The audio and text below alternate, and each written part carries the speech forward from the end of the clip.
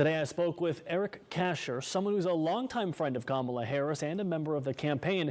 Here's part two of our conversation about the White House's first goals, and then as an attorney, what the Senate impeachment trial could hold for outgoing President Donald Trump. Is there a wish list for California-specific items, or maybe not California-specific, but ones that Vice President Harris said, this would be really beneficial to my home state?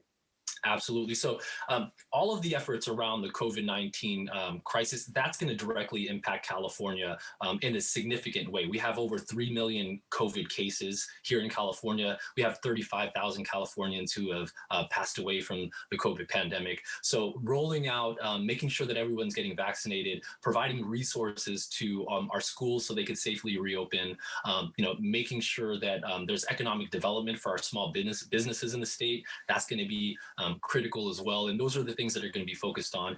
Governor Newsom sent a letter to the administration yesterday with his wish list and things that have been identified.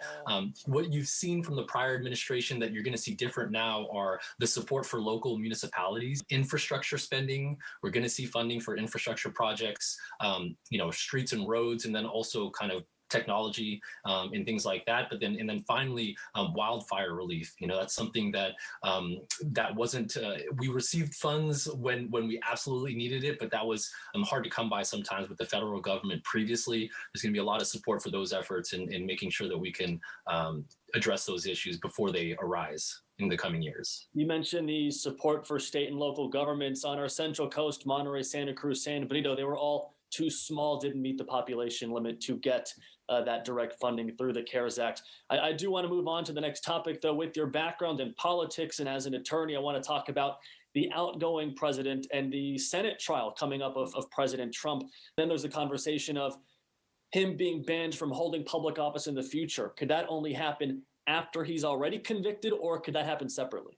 On the issue of whether or not he can seek future office and whether or not he'd be banned from that. That's not an automatic. So if the Senate does vote to impeach, and let's keep in mind that it does require a 2/3 vote of the Senate, it's a supermajority vote of the Senate for that to happen. So if they were to approve that, it's not automatic that he would be barred from seeking office in the future. There would have to be a second vote of the Senate, and they would vote on that issue in particular. It's my understanding that that's a simple majority vote that would be required in the Senate, but it's unlikely that the Senate would vote to, bar him from federal office if they don't vote to impeach him with a 2/3 majority. And people see the headlines, and so I just want to make sure that's clear. That vote could only happen after a conviction. That can happen sort of separately or before. Yeah, that's my understanding. Yeah, and I think from just politically, it wouldn't make a lot of sense to try to bar him from future office if the Senate is unwilling to, with a supermajority, convict him of impeachment. I don't think that they'd want to do that from a political standpoint either.